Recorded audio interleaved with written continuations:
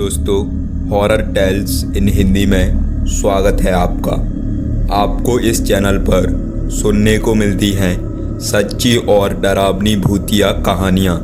अगर आपको भी ऐसी वीडियोस देखना पसंद है तो इस चैनल को सब्सक्राइब करना ना भूलें। तो चलिए और करते हैं आज एक और नई डरावनी भूतिया कहानी को शुरू। दोस्तों, ये कहानी है एक फॉरेस्ट गार्ड की, जो कि उसका नाम है रामू। रामू कई साल से फॉरेस्ट गार्ड की नौकरी कर रहा था, पर उसका इस जंगल में पहली बार ट्रांसफ़र हुआ है और उसे इस जंगल के बारे में बिल्कुल भी भनक नहीं थी। तो उसके साथ इस जंगल में एक ऐसी घटना घटित होती है जिसे अगर आप सुनोगे तो आपका भी दिल दहल जाएगा। तो चलिए और सुनाते हैं आज आपको ये पूरी घटना को। हेलो दोस्तों, मेरा नाम है रामू। मेरा काम था जंगल की रक्षा करना, पेड़ों को काटने से बचाना और शिकारियों को रोकना। मैं जंगल के एक छोटे से केबिन में अकेला रहता था। केबिन चारों तरफ से घने पेड़ों से घिरा हुआ था। एक रात जब मैंने अपनी ड्यूटी ख़त्म की तो मैंने अपने केबिन में खाना पकाया और खा लिया। फिर मैंने सोने की तैयारी की। जब मैं सोने जा रहा था तो अचानक मुझे बाहर से किसी के चलने की आवाज़ सुनाई दी। आवाज़ें धीरे धीरे पास आ रही थी। मैंने सोचा कि शायद कोई जानवर होगा, लेकिन वह जानवरों की पैरों की आवाज़ नहीं थी। मैं आवाज़ों से परिचित था। यह आवाज़ ऐसी लग रही थी जैसे कोई इंसान चल रहा है। मैंने अपनी टॉर्च उठाई और दरवाज़ा खोलकर बाहर देखा, पर बाहर कोई नहीं था। चारों तरफ अंधेरा और सन्नाटा पसरा हुआ था। मैंने सोचा कि शायद मेरी थकान के कारण मुझे भ्रम हो रहा है। मैं वापस अंदर आ गया और दरवाज़ा बंद कर लिया, लेकिन तभी फिर से आवाज़ सुनाई दी। इस बार और भी पास से आवाज़ आ रही थी।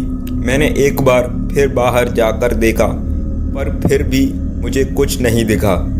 मैंने सोचा कि शायद कोई शिकारी होगा जो मुझे चकमा देने की कोशिश कर रहा हो। मैंने अपनी बंदूक उठाई और जंगल की ओर चल पड़ा। मैं धीरे धीरे जंगल के अंदर गया, चारों तरफ नज़र दौड़ते हुए। जंगल में अंधेरा था और मेरी टॉर्च की रोशनी के अलावा कुछ भी नज़र नहीं आ रहा था। वहाँ कुछ दूर तक चलता रहा, लेकिन मुझे कुछ भी आसामान नहीं मिला। तभी मेरी टॉर्च की रोशनी एक पुराने पेड़ के पास रुकी। वह पेड़ सूखा और मरा हुआ लग रहा था और उसके चारों ओर कुछ अजीब सा माहौल था। मैंने देखा कि पेड़ के पास ज़मीन पर कुछ सफ़ेद कपड़े जैसा पड़ा हुआ था। मैं उसके पास गया और देखा कि वहाँ एक सफ़ेद साड़ी थी जो ज़मीन पर बिखरी पड़ी थी। मेरे दिल की धड़कन तेज हो गई। मुझे समझ में नहीं आ रहा था कि जंगल में इस हिस्से में इतनी रात को यहाँ साड़ी कैसे आई। तभी अचानक मेरी टॉर्च की रोशनी बुझ गई और वहाँ अंधेरा में घिर गया। मैंने कई बार टॉर्च को चालू करने की कोशिश की, लेकिन वह काम नहीं कर रही थी। अचानक मुझे पीछे से किसी के रोने की आवाज़ सुनाई दी और वह आवाज़ एक औरत की थी जो बहुत दर्द में रो रही थी। मेरा दिल ज़ोर से धड़कने लगा। मैंने हिम्मत जुटाई और आवाज़ की दिशा में मुड़कर देखा। वहाँ कुछ दूरी पर एक धुंधली परछाई नज़र आ रही थी। वह परछाई धीरे धीरे मेरे तरफ बढ़ने लगी।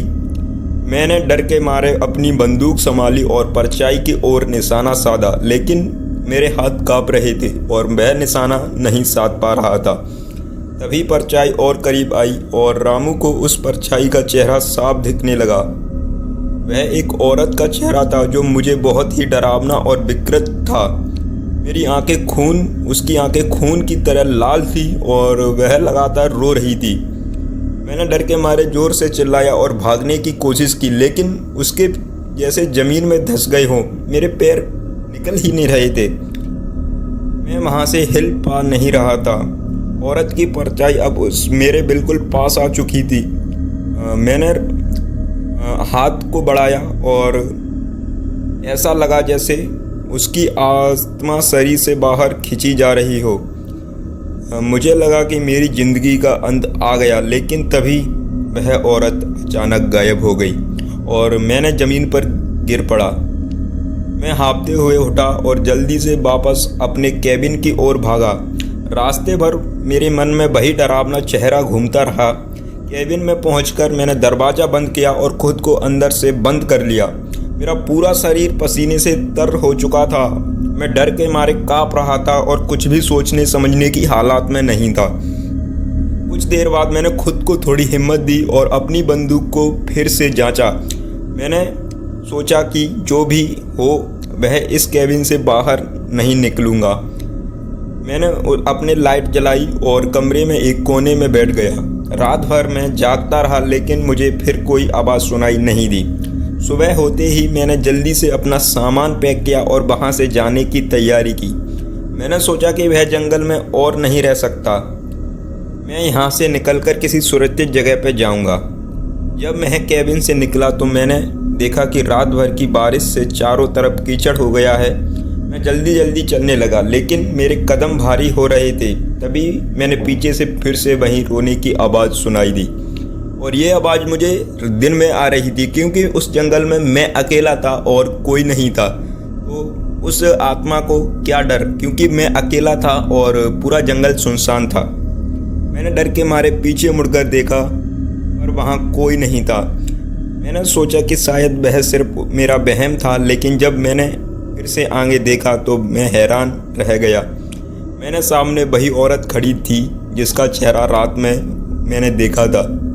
वह औरत फिर से रोने लगी और मेरा शरीर डर से जम गया। मैंने भागने की कोशिश की, लेकिन मेरे पैर फिर से हिल नहीं रहे थे।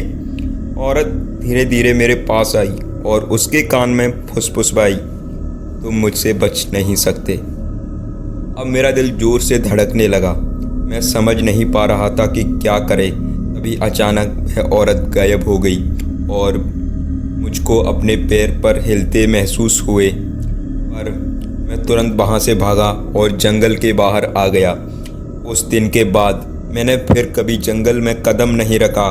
मैंने अपनी नौकरी छोड़ दी और गांव वापस आ गया, लेकिन वह औरत का चेहरा, मेरी आवाज़ और उसकी आवाज़ और उसकी जो रोने की आवाज़ मेरे कानों में हमेशा के लिए बस गई। कहते हैं कि वह औरत एक पुरानी आत्मा थी जो जंगल में भटक रही थी। उसकी मौत किसी हादसे में हुई थी और उसकी आत्मा अब भी शांति नहीं पा सकी थी। कई लोगों ने उस जंगल में उसकी परछाई देखी थी, लेकिन मैंने जो अनुभव किया वह सबसे ज़्यादा डरावना था। मैंने अपनी बाकी जीवन में कभी भी उस रात का जिक्र नहीं किया, लेकिन उसके गांव के लोग मुझे हमेशा उसी की कहानी सुनाकर डराते थे। वह जंगल अभी वैसा ही है और शायद वह औरत अब भी वहाँ भटक रही है, किसी और की आत्मा को अपनी ओर खींचने के लिए।